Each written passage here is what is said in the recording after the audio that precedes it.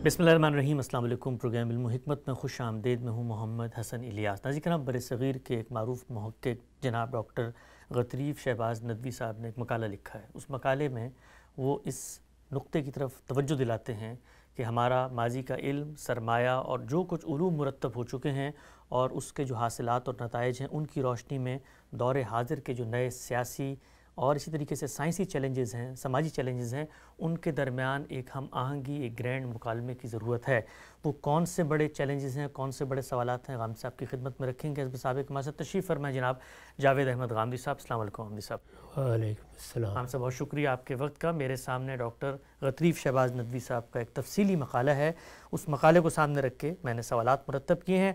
हमसे वो कहते हैं कि दौर हाज़िर का जो सियासी, समाजी, साइंसी बयानिया है, उससे जो दौर क़दीम में या दौर मुतवस्सित में अफ़कार डेवलप हुए, उनके दरमियान एक हमांगी का क्या कोई रास्ता है?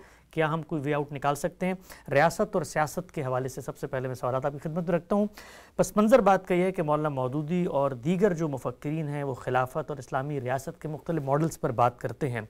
मौजूदा दुनिया में जो कौमी रियासतें और दस्तूरी शहरियत का कॉन्सेप्ट सामने आया है, सवाल आपकी खिदमत में ये है कि नेशन स्टेट के अंदर रहते हुए इस उसूली सेटअप में जो हाकमियत इलाही का तसव्वुर है, मौलाना मौदूदी पेश करते हैं, इक़्तिदार आला का तसव्वुर है, इसी तरीके से जो कानूनी ढांचा हमारे कदीम दीनी तुरास के अंदर मिलता है, उनके दरमियान कोई हमांगी पैदा की जा सकती है कि इंसानी हुकूक की बहसें भी अपनी जगह पर रहें और ये जो हाकमियत और इक़्तिदार की बहसें पैदा हुई हैं, इनको भी एडजस्ट किया जा सके।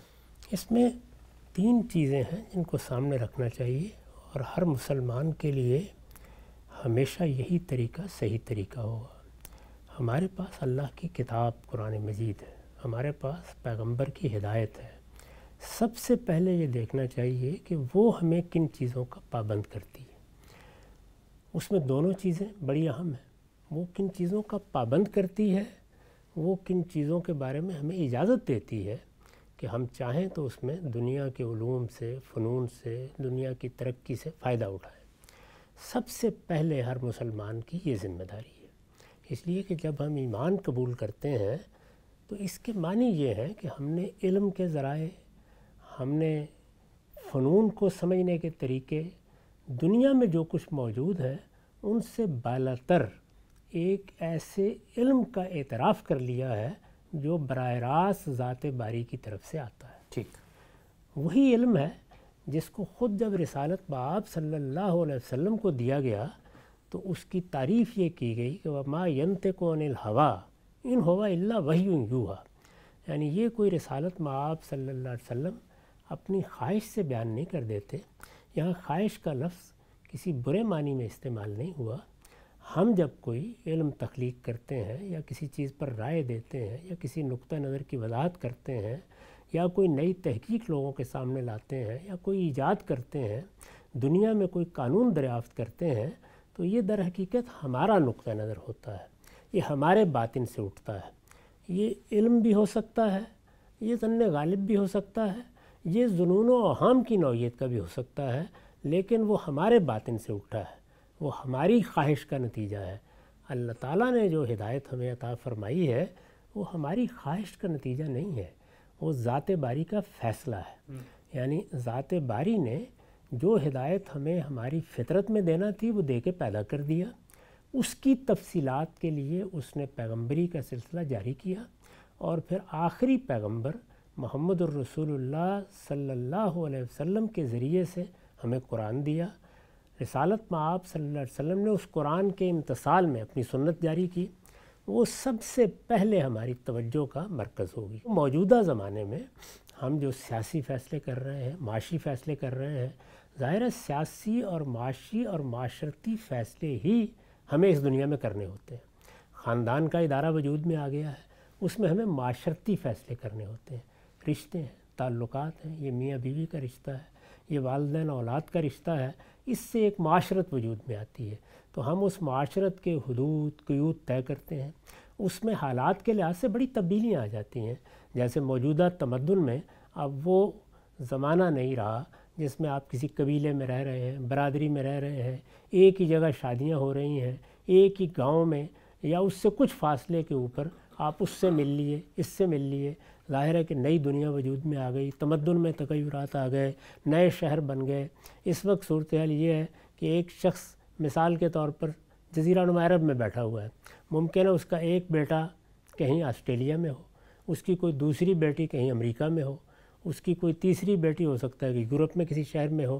تو جب اتنے بڑے پیمانے پر دنیا میں یہ سارے معاملات ہوئے ہیں تو اس سے خود معاشرت کے بارے میں بہت سے مسائل پیدا ہوتے ہیں، معاشرتی ذمہ داریوں کے بارے میں پیدا ہوتے ہیں۔ اس میں بھی ہم سب سے پہلے اپنے پروردگار کی ہدایت کی طرف رجوع کریں گے۔ سیاست کا معاملہ بھی یہی ہے۔ اس سے پہلے دنیا میں فتوحات ہوتی تھی، فاتحین اٹھتے تھے، جب وہ کسی علاقے کو فتح کر لیتے تھے تو ان کا یہ حق مانا جاتا تھا کہ وہ اس علاقے کے مالک ہیں، اس کی زمینوں کے مالک ہیں، اس کے افراد کے مالک ہیں، یہاں جو لوگ بستے ہیں ان کی رعایا ہیں، وہ ان کو چاہیں تو کسی کے سپرد کر دیں، چاہیں تو وہ ساری کی ساری زمین اپنے پاس رکھیں، چاہیں تو اس کا کوئی دوسرا بندوبست کر دیں۔ یہ ساری چیزیں دنیا میں لوگوں نے اختیار کی۔ اسلام نے یا اللہ تعالیٰ کے پیغمبر نے بھی ظاہرہ جو ہدایت دی تو سب سے پہلے جب دنیا کے اس دستور سے واسطہ پڑا تو مثلاً خلفائے راشدین نے، مثلاً صحابہ کرام نے یہ چیز موضوع بنا کے دیکھی کہ قرآن کیا کہتا ہے، اللہ کی ہدایت کیا کہتی ہے، یعنی ہم پہلے اس کی طرف اپنے ذہن کو خالی کر کے رجوع کریں گے۔ سب سے پہلا کام یہی ہے۔ اس کے بعد معیشت کے مسائل پیدا ہوئے۔ معیشت کے مسائل خود رسالت مآب کے زمانے میں بھی تھے، یعنی بازار میں کیا ہو رہا تھا، خرید و فروخت کیسے ہو رہی تھی، لوگوں کو محاصل سے اگر آپ بچانا چاہتے ہیں یا ان پر لگانا چاہتے ہیں اس کے لیے کیا قاعدے کیا ضابطے ہوں گے، یہ چیزیں خود رسالت مآب کو بھی پیش آئیں۔ تو اس میں اللہ کی ہدایت کو سب سے پہلے دیکھا گیا، خلفائے راشدین کو بھی پیش آئیں، اس میں بھی یہی دیکھا گیا۔ سود کا معاملہ اس وقت تو زیر بحث نہیں آیا، سب سے پہلے خود حضور کے زمانے میں زیر بحث آ گیا، یعنی جن لوگوں نے سودی کاروبار شروع کر رکھا ہوا تھا ان کا معاملہ زیر بحث آیا، اس کے بارے میں ایک قانون بنانا پڑا، اس قانون کے کچھ نتائج قرآن مجید نے بیان کیے، یہاں تک کہ اس میں فوجی کارروائی کی دھمکی دی گئی اور یہ کہا گیا کہ یہ کاروبار بند کر دیا جائے۔ تو یہ کوئی نئی چیز نہیں ہے، اس لیے جب بھی کوئی مسئلہ پیش آئے گا سب سے پہلے ہم پلٹ کے دیکھیں گے کہ ہمارے پروردگار کی ہدایت کیا ہے، ہمارے پیغمبر نے ہمیں کیا چیز دی ہے، اس کو سمجھیں گے۔ اس میں اگر ماضی میں کوئی فہم ہے اس پر بھی نظر ثانی کریں گے، دوبارہ دیکھیں گے، اس کو اچھی طرح غور کر کے دیکھیں گے کیا اس کے سمجھنے میں اس سے پہلے کوئی غلطی تو نہیں ہوئی، اس پر نظر ثانی کی ضرورت تو نہیں ہے۔ جب ہم اس کو سمجھ لیں گے تو پھر ہم دیکھیں گے کہ موجودہ صورتحال کیا ہے، اس نے کیا تقاضے پیدا کیے ہیں، ان پر ان کا اطلاق کیسے کرنا ہے۔ یہ ہماری دینی ذمہ داری ہے۔ ہم جب مسلمان ہیں تو پہلا کام یہ کرنا ہے۔ علوم میں بات کا مرحلہ ہے، یہ ایک چیز ہوئی۔ میں نے عرض کیا کہ تینوں چیزیں ہیں۔ دوسرا کیا ہے؟ دوسرا یہ ہے کہ ہمیں جو مسئلہ اس وقت درپیش ہے اس کے بارے میں اس سے پہلے مسلمانوں کا علم کچھ کر چکا ہے، یعنی ہمارے ہاں فقہ ترتیب دی گئی ہے، فقہ کا موضوع ہی یہی مسائل ہوتے ہیں۔ ہمارے ہاں بین الاقوامی قانون کے بارے میں بھی ہمارے فقہاء نے کتابیں لکھی ہیں، مثلا کتاب الخراج ہے، اسی طرح کتاب السیر ہے اور اس طرح کی چیزیں ہیں۔ محمد بن حسن شیبانی کی کتابیں ہیں، اسی طریقے سے کتاب الاموال کے نام سے بعض کتابیں ہیں، ان میں یہ سارے مسائل زیر بحث آئے ہیں۔ بین الاقوامی قانون کے مسئلے ہیں، مختلف ملکوں کے ساتھ کیسے معاملہ کرنا ہے، مسلمانوں کی حکومتیں کیا استحقاق رکھتی ہیں، اگر دوسری طرف سے کوئی معاملہ ہو جائے گا تو وہاں کیا کرنا ہے، تو ہم اس علم سے بھی فائدہ اٹھائیں گے۔ ظاہر ہے کہ وہ علم اپنے زمانے کو سامنے رکھ کر اور دین اور پیغمبر کی ہدایت کو پیش نظر رکھتے ہوئے کچھ فیصلے سنا رہا ہے، وہ صحیح بھی ہو سکتے ہیں، وہ غلط بھی ہو سکتے ہیں، ان سے استفادہ کریں گے۔ پھر یہ کہ خود اپنے زمانے میں جو چیز پیدا ہوئی ہے وہ اگر کوئی نئی چیز ہے تو کیا ہمارے اختیار کی چیز ہے، کیا وقت نے اس کو ہم پر مسلط کر دیا ہے، کیا ہم اس سے الگ ہو سکتے ہیں، اس پہلو سے اس کا بھی جائزہ لیں گے، کیونکہ اس میں بھی ہمارے دین کی رہنمائی موجود ہے کہ کب ہمارا اختیار فیصلہ کن ہوتا ہے، کب کوئی چیز ہمارے لیے اکراہ بن جاتی ہے یا اضطرار بن جاتی ہے۔ یہ سارے اصول ہمیں بتا دیے گئے ہیں، ان چیزوں کو سامنے رکھ کر پھر دیکھیں گے۔ اور جس طرح کہ میں نے عرض کیا کہ اللہ کی کتاب، اس کی ہدایت، یہ پہلے، مسلمانوں کے علم کی روایت اس کے بعد، اور پھر خود اس چیز کا جائزہ یعنی اس نے ہمیں کہاں کھڑا کیا ہے؟ اگر وہ کوئی دائرہ مباحات کی چیز ہے تو اس میں تو اجتہاد اس میں ہوتا کوئی مسئلہ نہیں ہے، یعنی اس میں ہمیں اس تردد کی ضرورت ہی کیوں ہے؟ ایک نیا نظام بن گیا، وہ سیاست میں بن گیا، وہ معیشت میں بن گیا، اس میں کوئی چیز ایسی ہے نہیں، نہ اصول میں نہ روح میں، آخر کوئی پہلو ہوگا نا جو ہمیں متردد کرے گا. تو تردد پہلے تو دیکھنا چاہیے کہاں سے اس کی پیدا بنا ہو رہا استدلال کیا ہے. ہے، اس کی بنا استدلال کیا ہے. تو یہ تیسری چیز بھی متعین کریں گے، پہلے متعین کریں گے، اس کے بعد پھر پہلی دونوں چیزوں کی طرف ہماری مراجعت کا عمل شروع ہوا.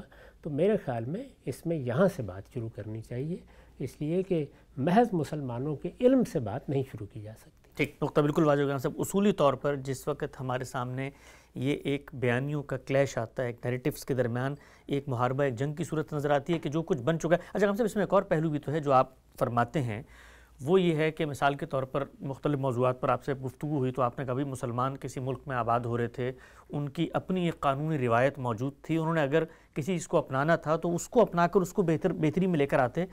تو اس نفسیاتی پہلو سے آپ کیسے دیکھتے ہیں کہ بھئی مسلمانوں کی اپنی ایک ہسٹری بھی تو بن چکی ہے؟ ٹھیک ہے آپ کوئی میرے سامنے نقطہ لے کر آ رہے ہیں، میں اس کی اصل تلاش کروں گا، لیکن ہسٹری سے جو نیریٹو بن چکے ہوتے ہیں، جو کانسیپٹ بن چکے ہوتے ہیں، اس کو بھی تو تحلیل کیا جاتا ہے کیونکہ وہ مناسبتیں لوگوں کی جڑی ہوئی ہوتی ہیں. ہم انہی بحثوں میں، عالمی تناظر میں چیزوں کو دیکھ رہے ہوتے ہیں.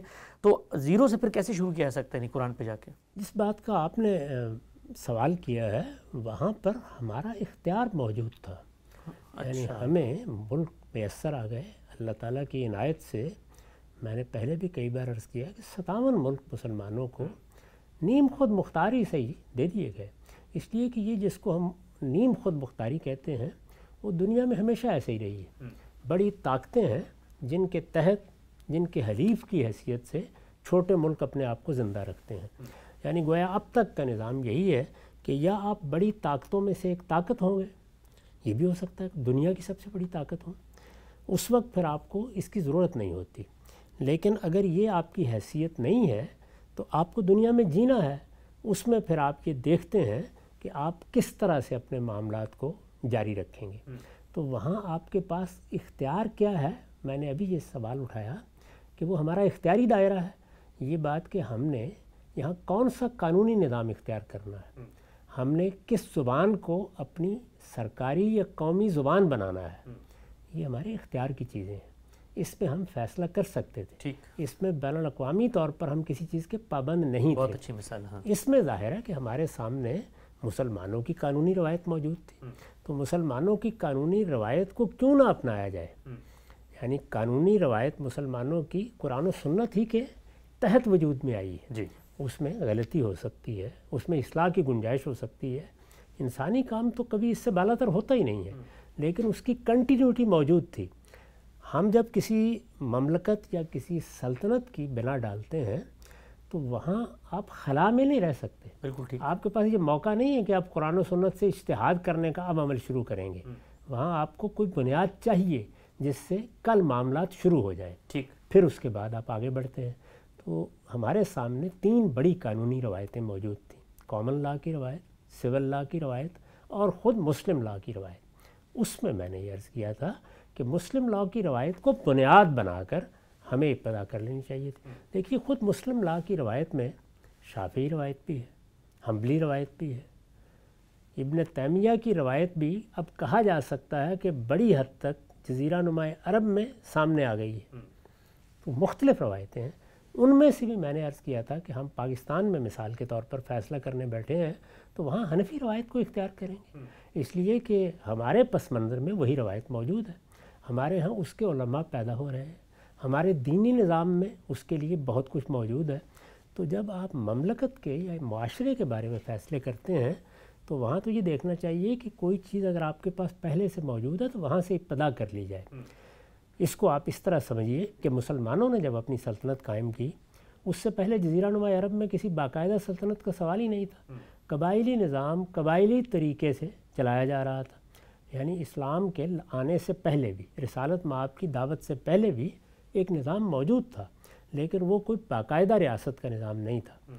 جب مسلمانوں نے ایک بڑی سلطنت کی بنیاد رکھ دی تو دفتری نظام کیسے چلایا جائے؟ تو آپ تاریخ کو پڑھ کے دیکھ لیجئے. ایک لمبے عرصے تک دفتری نظام وہی اختیار کیا گیا جو رومیوں کا تھا، یہاں تک کہ اس کی زبان بھی وہی تھی. اچھا. اس میں خدمات بھی انہی لوگوں سے لی گئی. ٹھیک، یعنی وہی لوگ تھے جو سارا مسلمانوں کا دفتری نظام چلا رہے تھے. اس دفتری نظام میں یہ کہیں آ کے عبد الملک بن مروان کے زمانے میں زبان تبدیل کی گئی اور پھر بتدریج اس کو مسلمانوں نے اپنی زبان میں بدلا، اپنی روایات کے مطابق تبدیل کیا، اور پھر جب ہمارے ہاں فقہی روایت قائم ہوئی تو اس کے اثرات بھی اس کے اوپر پڑے، چنانچہ دکھائے جا سکتے ہیں.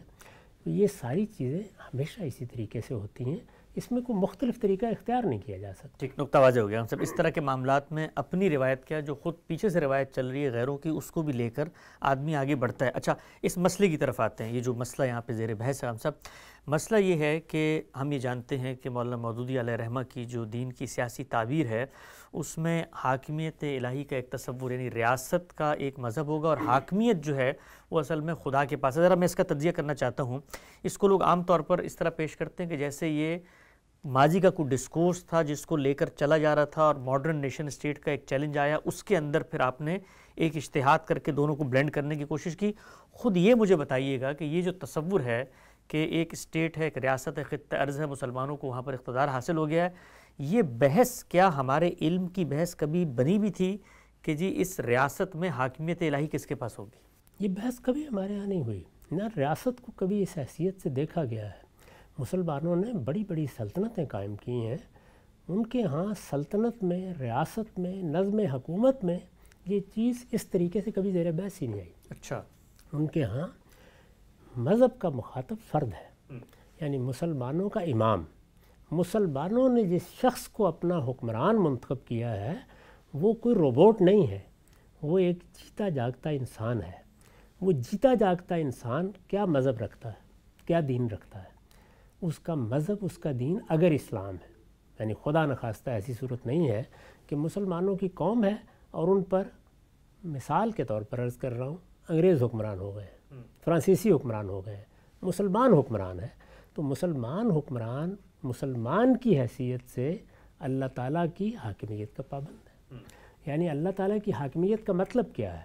مطلب یہ ہے کہ وہی میرا رب ہے، وہی میرا معبود ہے، اور وہی اس کائنات کا بادشاہ ہے. تو اس کی یہ حیثیت کہ وہ اس کائنات کا بادشاہ ہے، اس کو مانے بغیر میں مسلمان ہو کیسے سکتا ہوں؟ یعنی میرے لیے تو اللہ تعالیٰ کے معاملے میں یہ سب چیزیں واضح ہیں. ٹھیک، قرآن مجید سے واضح ہیں. چھوٹی سی سورہ ہے قرآن مجید کی، سورہ ناس، ہم عام طور پر اس کو دعا کے طور پر پڑھتے ہیں. اس میں دیکھیے ابتدا کہاں سے ہوتی، یعنی اعوذ برب الناس مالک الناس الہ الناس. یعنی وہاں ہم اس کا اعتراف کرتے ہیں کہ وہ انسانوں کا رب بھی ہے، وہ انسانوں کا بادشاہ بھی ہے، اور وہ انسانوں کا معبود بھی ہے. ٹھیک، تو اللہ تعالیٰ کی یہ حیثیت تو باعث نزاع ہی نہیں ہے. مسلمان اپنی مسلمانی کی حیثیت میں اس کو مانتا ہے تو مسلمان ہے. تو اس وجہ سے یہ بحث کبھی بھی ریاست کے حوالے سے نہ ہوئی ہے، نہ ہونی چاہیے، نہ یہ کی جا سکتی ہے. ٹھیک، یہ بحث جب ہوگی فرد کے حوالے سے ہوگی. اس کو میں نے بیان بھی کیا ہے جب میں نے جوابی بیانیہ کے نام سے ایک مضمون لکھا تھا غالباً 2015 میں. اس میں نے اس کو بیان کیا ہے، واضح کیا ہے کہ ہمارے لیے یہ مسئلہ کہ اسلام کس نے قبول کرنا ہے، اسلام پر کس نے عمل کرنا ہے، یہ فرد کا مسئلہ ہے. یعنی میں مسلمان ہوتا ہوں تو مسلمان ہونے کا مطلب ہی یہ ہے کہ میں نے ذات باری کو اپنا خالق مان لیا ہے، میں نے اس کائنات کا بادشاہ مان لیا ہے، میں نے معبود مان لیا ہے.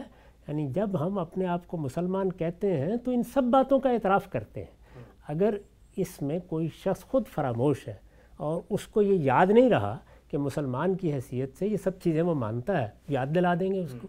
تو اس لیے زیر بحث یہ تھا کہ اگر ہمارا ایک ملک بن گیا ہے، اس میں ہماری اکثریت ہے، ہم مسلمان ہیں، ہماری اکثریت ہے، تو اب جو لوگ بھی یہاں ذمہ داریاں سنبھالیں گے، اللہ کا دین ان سے کیا مطالبات کرتا ہے، ان سے کیا مطالبات کرتا ہے، یعنی ریاست سے نہیں، ان سے کیا مطالبات کرتا ہے، ان سے وہ کن احکام کی پابندی کا تقاضا کرتا ہے. میرے نزدیک بحث یہ تھی، اور اس میں ظاہر ہے کہ جس چیز کی حاکمیت اصل میں میرے وجود پر قائم ہونی چاہیے مسلمان کی حیثیت سے، وہ شریعت ہے، وہ اللہ کا قانون ہے. یعنی اللہ تعالیٰ نے اپنی وہ حاکمیت جو پوری کائنات پر قائم کر رکھی ہے، اس میں مجھے کیا فیصلہ کرنا ہے؟ مجھے تو صرف اس کا اقرار ہی کرنا ہوتا ہے.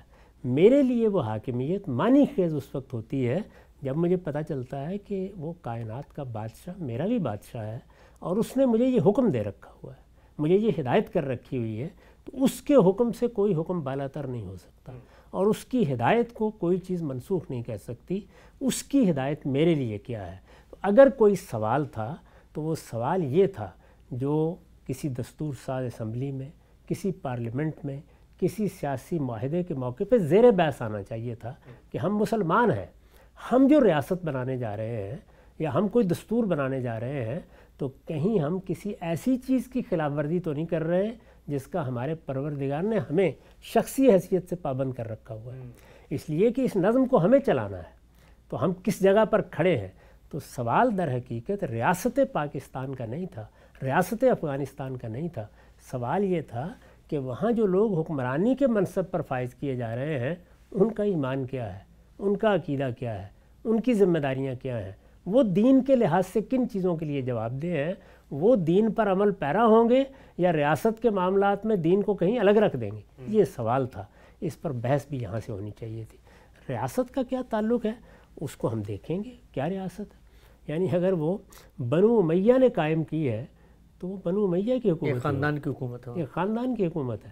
چنانچہ آپ کیا کہتے ہیں؟ آپ کہتے ہیں کہ دولت بنو امیہ ہے، یہ کیا کہتے ہیں؟ یہ دولت بنو عباس ہے، یہی کہتے ہیں نا؟ جی اچھا، خلفائے راشدین کی حکومت ہے، ان کے بارے میں بھی یہی کہتے ہیں۔ جی یعنی رسالت میں آپ صلی اللہ علیہ وسلم کے خلفاء حکومت کر رہے ہیں، تو حکومت کیا ہے، اس کی نوعیت کیا ہے، اس کا معاملہ کیا ہے، یہ تو حالات کے لحاظ سے طے ہوگا۔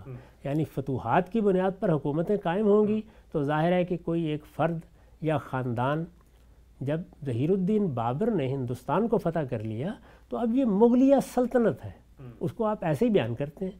اس میں دیکھیے کبھی یہ سوال پیدا ہوا ہے کہ یہ اسلامک ریپبلک آف انڈیا ہے یا نہیں ہے، یہ سلطنت مغلیہ ہے، جی مغلوں نے ایک حکومت قائم کر رکھی ہے۔ مغل کون ہے؟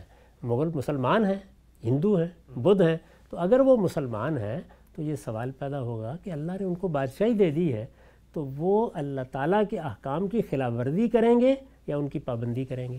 تو ہمارے ہاں یہ بحث اصل میں فرد یا شخص کے حوالے سے ہے، اور ذمہ دار کوئی حکومت یا ریاست نہیں ہوتی، وہ امام ہے۔ مسلمانوں کے ہاں جو اصطلاح اس کے لیے استعمال کی جاتی ہے وہ امام کی اصطلاح ہے، اسی طرح سے امیر المومنین کی اصطلاح ہے۔ تو وہ شخص، خواہ وہ کسی گروہ کا نمائندہ ہے، خواہ وہ تنہا ہے، وہ کسی خاندان کا فرد ہے، وہ اپنی اس حیثیت میں جواب دہ ہے، اور وہ انسانوں کے سامنے جواب دہ ہے کہ جب وہ مسلمان ہے تو مسلمان کی حیثیت سے اس نے کیا اللہ کے احکام کی پابندی کی ہے۔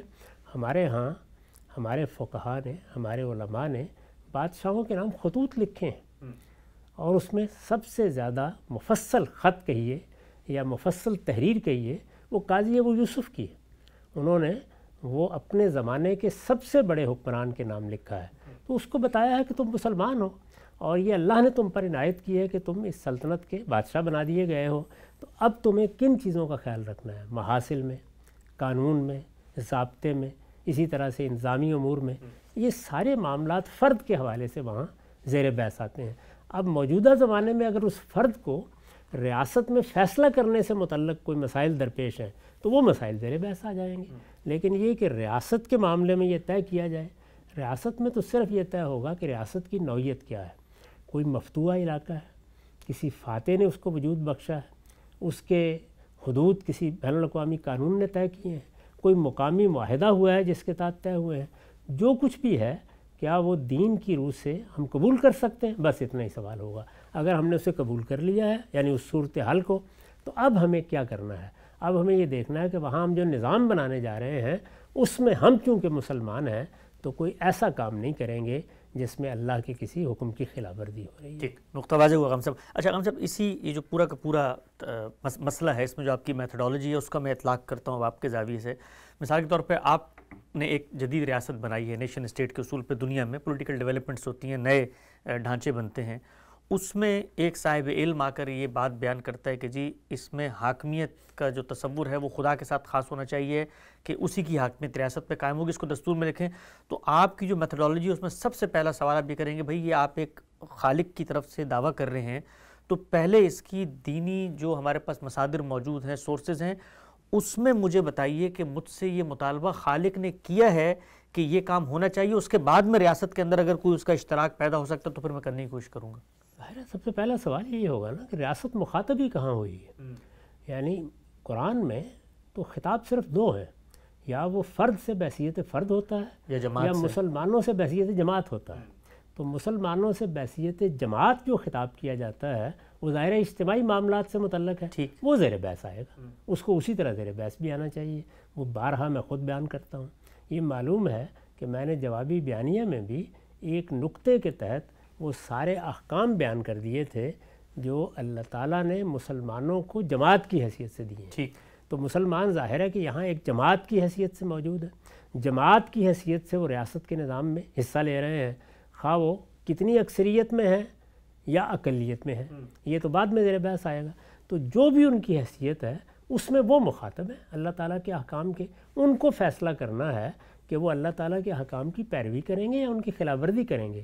اس کے لیے کوئی نیا معاہدہ کرنے کی ضرورت نہیں ہے، یہ تو مسلمان ہوتے ہی ہم اس معاہدے میں بندھے ہوئے ہیں، اس کے لیے کوئی نئے دستوری اعلان کی ضرورت نہیں ہے، اس لیے کہ جب میں مسلمان ہوں تو میں اپنے اسلام سے پہلے دستبردار ہوں گا تو اس کے بعد ہی میں اس کی ہدایات سے بھی فارغ ہوں گا، مجھے اس کی ہدایات کی پابندی کرنی ہے۔ یہ بالکل ایسے ہی ہے کہ جیسے آپ مجھ سے یہ کہیں تم یہاں بیٹھ رہے ہو، تم اب اس بات کا اعلان کرو کہ تم نماز پڑھو گے، وہ تو میرے مسلمان ہونے کے بعد مجھ پر فرض ہو چکی ہے، وہ مجھے ہر حال میں پڑھنی ہے۔ آپ مجھے اس پہ توجہ دلا سکتے ہیں، اس کی تذکیر کر سکتے ہیں، اس کے لیے مجھے کسی نئے معاہدے کی ضرورت نہیں ہے۔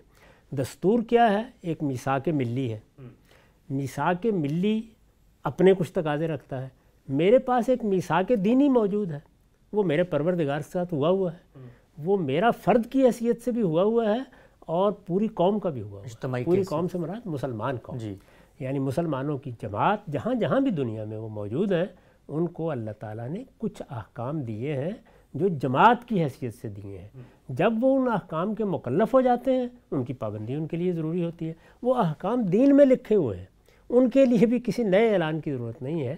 تو حقیقت میں یہ ساری مشق غلط سمت میں ہوئی ہے، یعنی مسلمان جس جگہ حکمران ہیں، جہاں جہاں ان کے پاس اکثریت ہے، ان کو یہ بتانے کی ضرورت تھی علماء کی طرف سے، علماء ہی بتائیں گے ظاہر ہے، علماء کی طرف سے یہ بتانے کی ضرورت تھی کہ قومی حیثیت میں تم کن چیزوں کے پابند ہو۔ چنانچہ وہ چند احکام ہیں، ان کے بارے میں ان کو تذکیر کرنا، ان کو نصیحت کرنا، انہیں توجہ دلانا ضروری تھا۔ ان میں سے کوئی قانون بھی، کوئی حکم بھی ایسا نہیں ہے کہ جو غیر مسلموں کے ساتھ بھی متعلق ہو۔ اچھا، وہ سب کے سب مسلمانوں ہی سے متعلق، حدود و تعزیرات مسلمانوں ہی نے ان کو اختیار کرنا ہے، مسلمانوں ہی نے ان کو کسی ریاست کے معاہدے میں اگر وہ شامل ہیں تو قانون کا حصہ بنوانا ہے، مسلمانوں ہی نے ان پر عمل پیرا ہونا ہے، اس کے لیے مسلمانوں ہی نے اخراجات کرنے ہیں۔ تو وہ ساری چیزیں مسلمانوں کی جماعت سے متعلق ہیں اور ان کو اللہ تعالیٰ نے ان پر لازم کر دیا ہے۔ دین کے معاملے میں تو بالکل واضح جگہ پر ہم کھڑے تھے، اس میں نیا کام کرنے کا کون سا تھا جس کے لیے ہم نے یہ سارے معاملات موڑ لے لیے۔ ٹھیک، اچھا ہم صاحب ایک سادہ مثال آپ کی خدمت میں پیش کرتا ہوں، کاؤنٹر مثال کے طور پہ میں بھی مسلمان ہوں، آپ بھی مسلمان ہیں، ہم دونوں ایک نیا کاروبار شروع کرنے جا رہے ہیں۔ اب ظاہری بات ہے جب ہم مسلمان ہیں، لکھی پڑی بات ہے کہ ہمیں کاروبار میں دین کے بتائے ہوئے اصولوں کی ہی پاسداری کرنی ہے، لیکن اگر میں اور آپ اس معاہدے میں یہ لکھ لیں جو کاروبار کا میرے آپ کے درمیان ہو کہ 10 صورتیں پیش آتی ہیں کاروبار کے اندر، ہمیں ایڈورٹائزمنٹ کرنی ہے، کاروبار میں ہم نے نئے نئے مالی موڈز میں جانا ہے، ہم یہ لکھ لیں کہ ہم اپنے کاروبار کو آئندہ قرآن و سنت ہی کی روشنی میں چلائیں گے، تو یہی معاملہ اگر ریاست کی سطح پر مسلمانوں کی ایک ملک میں اکثریت تھی، انہوں نے کہہ دیا کہ بھائی ہم دستور بنا رہے ہیں، قانون سازی روز ہوگی، 10 جگہوں پہ ہوگی، ہر جگہ پہ جو دین کی اصولی ہدایت ہے ہم اس کی خلاف ورزی نہیں کریں گے، اس زاویے سے ہماری ہر قانون سازی پہ حاکمیت خدائی کی رہتی ہے، تو ایک ضرورت تو پیدا ہوگی نہیں معاہدے کی۔ اس کا انحصار اس پر ہے کہ جو آپ ریاست قائم کر رہے ہیں اس کے شرکا کون ہیں۔ یہ جو آپ نے معاہدے کی مثال دی ہے وہ اس لیے صحیح نہیں ہے کہ اگر میں اور آپ دونوں مسلمان ہیں تو پھر تو کر سکتے ہیں، تو لکھ سکتے ہیں، لیکن اگر مثال کے طور پر میں نے کسی مشرک کے ساتھ، کسی ہندو کے ساتھ، کسی بدھ کے ساتھ، کسی مسیحی کے ساتھ مل کے معاہدہ کیا، پھر کیسے لکھیں گے؟ یعنی پھر تو نوعیت بالکل تبدیل ہو جائے گی۔ اور قومی ریاست کے اندر یہ نوعیت نہیں ہوتی۔ قومی ریاست میں نوعیت یہ نہیں ہوتی، قومی ریاست میں آپ دوسرے بہت سے لوگوں کے ساتھ شامل ہو کر اس کا حصہ ہوتے ہیں۔ تو پہلے یہ طے کیجئے نا، اسی لیے میں نے وہاں یہ بحث اٹھائی تھی کہ قومی ریاست کے بارے میں یہ بحث ہو رہی ہے، آپ قومی ریاست کو ماننے سے انکار کر دیں اور جو چاہیں کریں، جو چاہیں کریں، ٹھیک۔ لیکن یہ ہے کہ قومی ریاست کو جب آپ نے قبول کر لیا تو اس کا مطلب یہ ہے کہ آپ ہی کی مثال کو اگر میں مستعار لوں تو آپ نے یہ طے کر لیا کہ یہاں 2 ہندو ہیں، 4 اس میں مسیحی ہیں، 8 مسلمان ہیں، انہوں نے مل کے کاروبار کرنے کا فیصلہ کیا ہے. اب بتائیے کیا معاہدہ ہونا چاہیے؟ بہت اہم مثال، بہت ہی اچھی اس وجہ سے آپ کو پہلے یہ دیکھنا پڑتا ہے کہ آپ جو معاہدہ کر رہے ہیں وہ کیا ہے. اچھا مثال کے طور پر آپ کہتے ہیں جی ایسا معاہدہ کرنا ہی جائز نہیں ہے، یعنی کاروبار کرنا ہی جائز نہیں ہے، تو بیسس پہ ہوگی نا پہلے پھر. لیکن یہ کہ آپ آگے سے کیسے بات شروع کر سکتے ہیں. تو قومی ریاست اصل میں اس اصول پر قائم ہوتی ہے کہ یہ علاقہ ہے، اس علاقے میں ہم نے لوگوں کا یہ حق مان لیا ہے کہ وہ اپنی حکومت اپنی مرضی سے قائم کر سکتے ہیں. حدود اربع طے ہو گئے، وہ لوگ کون ہیں؟ آپ پاکستان پہ نگاہ ڈال کے دیکھ لیجیے، اس میں ہندو بھی تھے، اس میں مسیحی بھی تھے، اس بھی وقت بھی ہیں، سکھ بھی تھے، اسی طرح اس میں سکھ بھی تھے، اس میں بدھ بھی تھے، اس میں اور بعض پارسی بھی تھے، ایسے ہی مسلمان بھی تھے. مسلمانوں کی اکثریت تھی، ٹھیک، یعنی یہ سب تھے.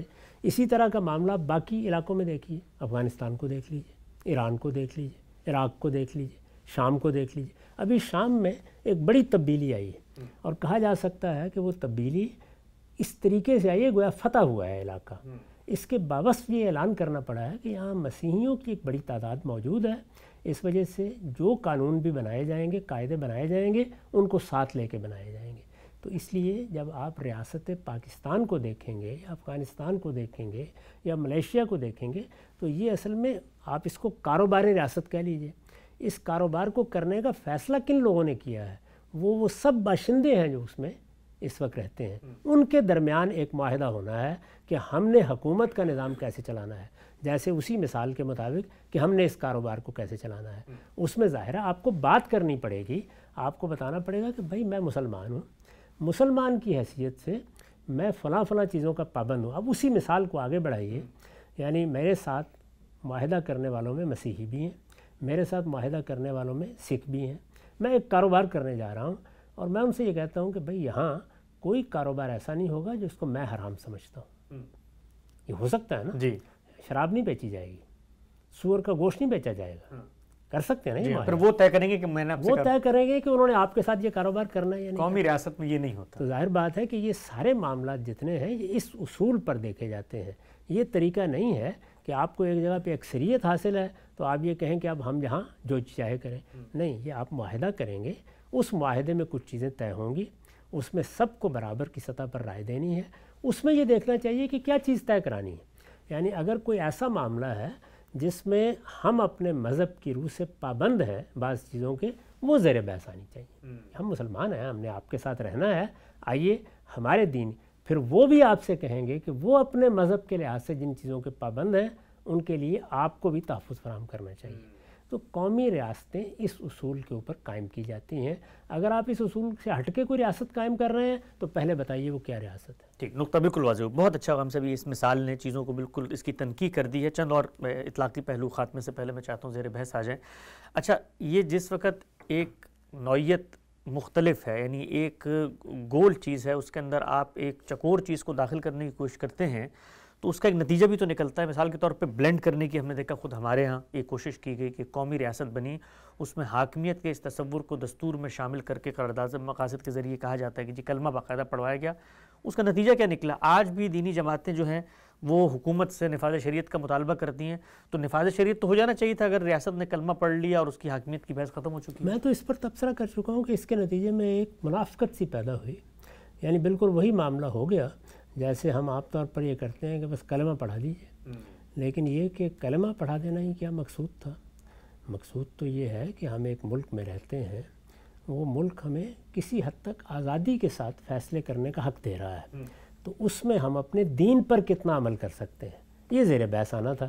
تو دین پر عمل کتنا کر سکتے ہیں اس میں پھر میں وہی بات عرض کروں گا، یہ دیکھنا تھا روزمرہ معاملات کیا پیش آتے ہیں. روزمرہ معاملات دستور کا موضوع نہیں ہوتے، وہ قانون کا موضوع ہے. بہت اہم. تو اس وجہ سے دیکھنا یہ تھا کہ قانون سازی کی کیا بنیاد ہو. تو ہمیں میز پر بیٹھ کر یہ طے کرنا تھا کہ کس قانونی روایت کو اپنانا ہے. تو وہاں آپ نے وہی بات کی کہ جو ہماری روایت ہے. اس وجہ سے میں نے یہ عرض کیا کہ وہاں ہمارے پاس ایک قانونی روایت موجود تھی.